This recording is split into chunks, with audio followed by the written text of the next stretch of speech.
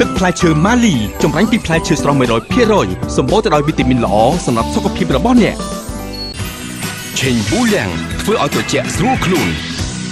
យោជំរុញបេតិកភណ្ឌជីបុរីពេញហួតធ្វើឲ្យជីវិតលោកអ្នកកាន់តែមានន័យ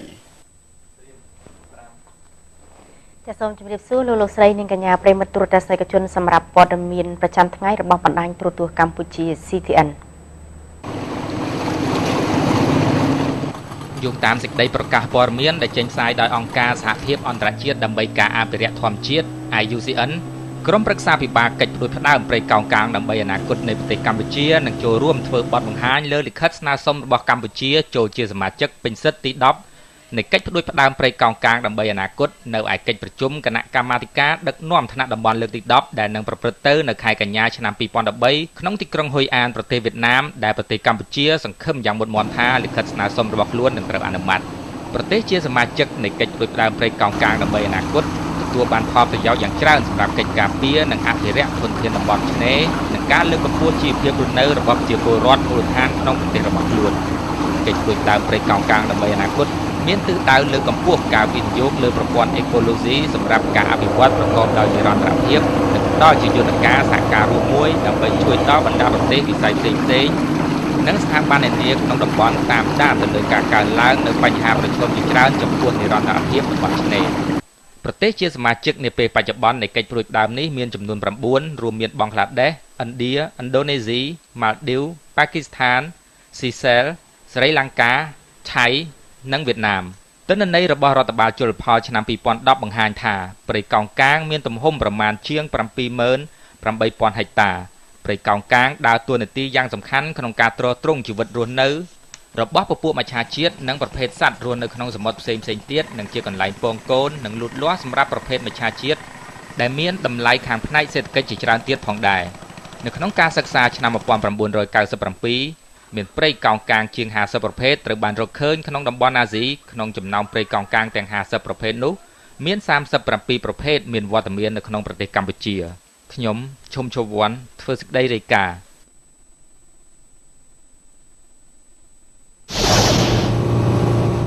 នៅថ្ងៃនេះកម្ពស់ទឹកទន្លេនៅគ្រប់ស្ថានីយជលសាស្ត្រកំពុងមានការកើនឡើងស្របពេលជាមួយគ្នាប្រជាពលរដ្ឋមួយចំនួនក៏កំពុងតែមានការព្រួយបារម្ភចំពោះជំនន់ទន្លេមេគង្គផងដែរបញ្ហាជំនន់ទន្លេមេគង្គមិនសូវជាមានការគំរាមកំហែងធ្ងន់ធ្ងរនោះទេនេះបើយោងតាមការបញ្ជាក់របស់មន្ត្រីជំនាញឯកឧត្តមច័ន្ទយុត្រាអ្នកនាំពាក្យក្រសួងធនធានទឹកបានឲ្យដឹងថាបញ្ហាជំនន់ទន្លេមេគង្គមិនចោទជាការព្រួយបារម្ភជាងជំនន់ទឹកភ្លៀងនោះទេឯកឧត្តមបានបន្តថាកម្ពស់ទឹកកំពុងតែកើនឡើងក៏ពិតមែនតែមិនទាន់ឈានដល់ចំណុចប្រកាសអាសន្ននោះទេ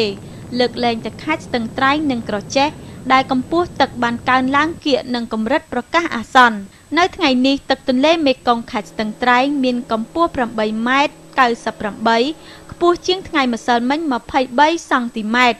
ទឹកទន្លេមេគង្គខេត្តក្រចេះមានកម្ពស់19ម៉ែត្រ44ខ្ពស់ជាងថ្ងៃម្សិលមិញ42សង់ទីម៉ែត្រទឹកទន្លេមេគង្គខេត្តកំពង់ចាមមានកម្ពស់13ម៉ែត្រ42ខ្ពស់ជាងថ្ងៃម្សិលមិញ21សង់ទីម៉ែត្រទឹកទន្លេបាសាក់ចតុមុខមានកម្ពស់8ម៉ែត្រ2ខ្ពស់ជាងថ្ងៃម្សិលមិញ0.8សង់ទីម៉ែត្រទឹកទន្លេមេគង្គអ្នកលឿងមានកម្ពស់5ម៉ែត្រ84ខ្ពស់ជាងថ្ងៃម្សិលមិញ0.8សង់ទីម៉ែត្រតាមរបាយការណ៍របស់ក្រសួងធនធានទឹកកម្ពស់ទឹកទន្លេនៅគ្រប់ស្ថានីយជលសាស្ត្រនឹងបន្តកើនឡើងជាបន្តទៀតនៅថ្ងៃស្អែក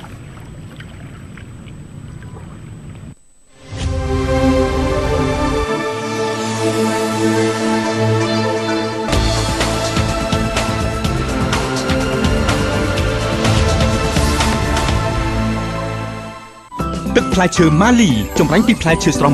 100% សម្បូរទៅដោយវីតាមីនល្អសម្រាប់សុខភាពរបស់អ្នកឆេងប៊ូលៀងធ្វើឲ្យត្រជាក់ស្រួលខ្លួនយោជំរុញបេតិកភណ្ឌជីបុរីពេញហួតធ្វើឲ្យជីវិតលោកអ្នកកាន់តែមានន័យចាសស្វាគមន៍ប្រិយមិត្តទស្សនិកជនជាបន្តសូមអញ្ជើញតាមដានទស្សនាព័ត៌មានសេដ្ឋកិច្ច តន្ន័យពីអគ្គនាយកដ្ឋានកម្មគ្រប់គ្រងនៃក្រសួងពាណិជ្ជកម្មបានបង្ហាញថាការនាំចេញផលិតផលនានាសរុបរបស់កម្ពុជានៅរយៈពេល7ខែឆ្នាំ2013នេះមានទំហំទឹកប្រាក់ចំនួន$3,829 លានសហរដ្ឋអាមេរិកការឡើង 29% ខណៈដែលរយៈពេលដូចគ្នាកាលពីឆ្នាំមុនមានទំហំទឹកប្រាក់ប្រមាណ$2,976 លានសហរដ្ឋអាមេរិកចំណែកឯការនាំចូលសរុបរបស់កម្ពុជាវិញមានទំហំទឹកប្រាក់ប្រមាណ$5,205 លានសហរដ្ឋអាមេរិកតួលេខនេះកើនឡើង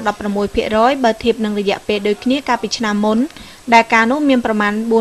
$4,485 លានសហរដ្ឋអាមេរិកលោកកុងពុទ្ធារាប្រធាននាយកដ្ឋានស្ថិតិនៃក្រសួងពាណិជ្ជកម្មបានមានប្រសាសន៍ថា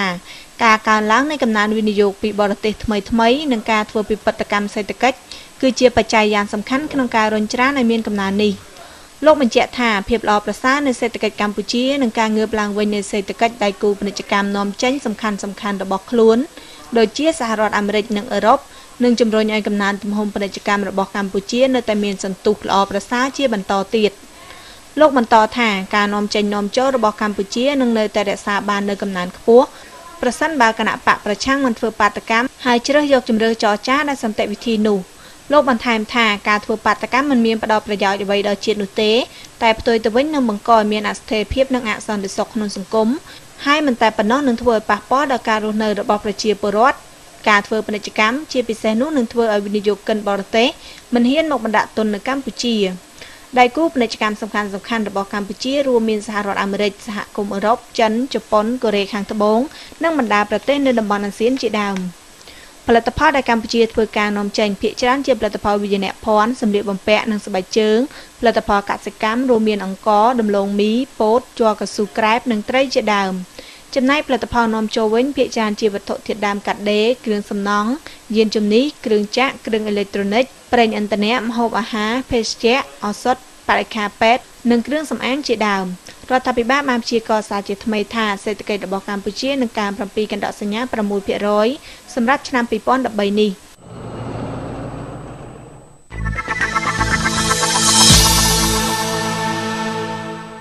ទឹកផ្លែឈើម៉ាលីចម្រាញ់ពីផ្លែឈើស្រស់ 100% សម្បូរទៅដោយវីតាមីនល្អសម្រាប់សុខភាពរបស់អ្នកឆេងប៊ូលៀងធ្វើឲ្យត្រជាក់ស្រួលខ្លួនបុរីពេញហួតធ្វើឲ្យជីវិតលោកអ្នកកាន់តែមានន័យចាលោកស្រីនិងកញ្ញាប្រិយមិត្តទូរទស្សនិកជនជាទីមេត្រីសូមស្វាគមន៍លោកអ្នកជាថ្មីម្ដងទៀតសម្រាប់ព័ត៌មានអន្តរជាតិអ្នកវិទ្យាសាស្ត្រសហព័ន្ធដែលស៊ើបអង្កេតលើករណីត្រីដូហ្វីនស្លាប់រសាត់មកឆ្នេរខាងកើតរបស់សហរដ្ឋអាមេរិកក្នុងកម្រិតខ្ពស់ខុសប្រក្រតីបាននិយាយនៅថ្ងៃប្រហោះកណ្ដងទៅថាសាកសពត្រីដូហ្វីនបានបង្ហាញនៅអត្រាមួយដែលខ្ពស់ជាងកម្រិតធម្មតា7 ដងទីភ្នាក់ងារនេសាទនៃរដ្ឋបាលជាតិកិច្ចការសមុទ្រនិងបរិស្ថានឲ្យដឹងថាសាកសពត្រីដូហ្វីនច្រើនជាង120ត្រូវបានគេរកឃើញចាប់តាំងពីខែមិថុនាចាប់ពីឆ្នេរនៃរដ្ឋ New Jersey ទៅដល់ឆ្នេរនៃរដ្ឋ Virginia សមាជិកនៃទីភ្នាក់ងារនេសាទបាននិយាយថាអ្នកវិទ្យាសាស្ត្រសហព័ន្ធបានប្រកាសថាជាហេតុការណ៍ដែលត្រីដូហ្វីនស្លាប់ខុសប្រក្រតី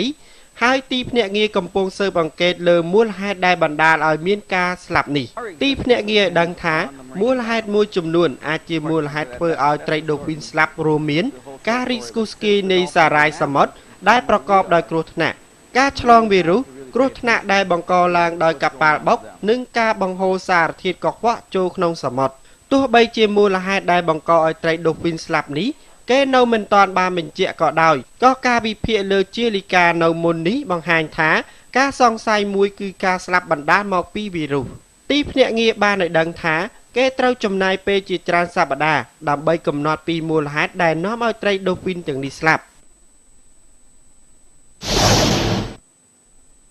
ប៉ូលីសនៃប្រទេសអ៊ីតាលីបានជួយសង្គ្រោះជនអន្តោប្រវេសន៍161នាក់ដែលមកពីប្រទេសសេរីនិងប្រទេសអេស៊ីបកាលពីថ្ងៃអង្គារម្សិលមិញខណៈដែលជនអន្តោប្រវេសន៍ទាំងនេះព្យាយាមទៅកាន់ឆ្នេរកោះស៊ីស៊ីលីតាមរយៈទូកនេសាទប៉ូលីសនិយាយថាពួកគេបានចាប់ផ្ដើមបេសកកម្មជួយសង្គ្រោះកាលពីល្ងាចថ្ងៃច័ន្ទហើយបានឃ្លាំមើលទូកនៅពេលទូកនេះខិតជិតដែនទឹករបស់ប្រទេសអ៊ីតាលីទូកនេសាទប្រវែង25ម៉ែត្រត្រូវបានស្ទាក់ចាប់បានហើយបញ្ជូនទៅកាន់កំពង់ផែ Porto Palo ជនអន្តោប្រវេសន៍រួមមានស្ត្រី46នាក់និងអានីតេជន66នាក់ជនអន្តោប្រវេសន៍ជាច្រើនពាន់នាក់បានព្យាយាមទៅកាន់ឆ្នេរភាគខាងត្បូងរបស់ប្រទេសអ៊ីតាលីនៅរៀងរាល់រដូវក្តៅនៅពេលទឹកសមុទ្រមានរលកតូចដែលអាចឲ្យទូកតូចៗធ្វើដំណើរឆ្លងកាត់បានប្រិមត្តទូរទស្សនិកជនជាទីមេត្រីព័ត៌មានអន្តរជាតិដែលលោកនាងទស្សនានៅពេលនេះចាប់តែប៉ុណ្ណេះនៅពេលនេះនាងខ្ញុំនឹងសាករីសូមអរគុណនិងសូមជម្រាបលា